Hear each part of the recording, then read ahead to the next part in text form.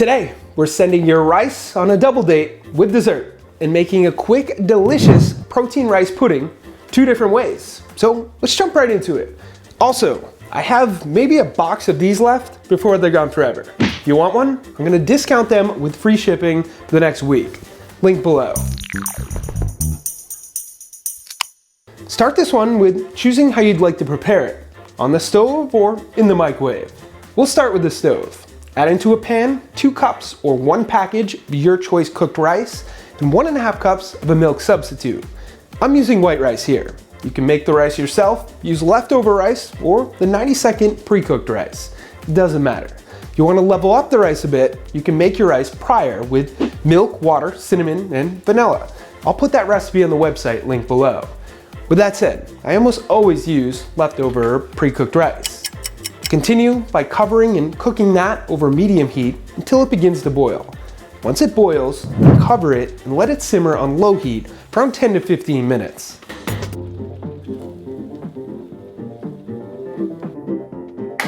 Once the rice looks fluffy, remove it from the heat. From here, add in half a teaspoon of ground cinnamon, 1 teaspoon of vanilla extract, 1 to 2 tablespoons of a sweetener, 1 tablespoon of coconut flour, and 3 scoops of a good tasting vanilla protein powder. Mix those ingredients together until it looks like this.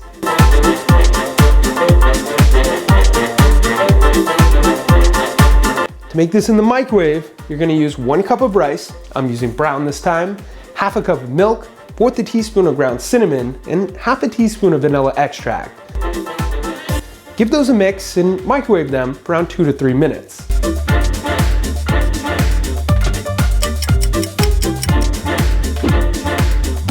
Last, mix in a tablespoon of sweetener, half a tablespoon of coconut flour, and 1.5 scoops of protein powder.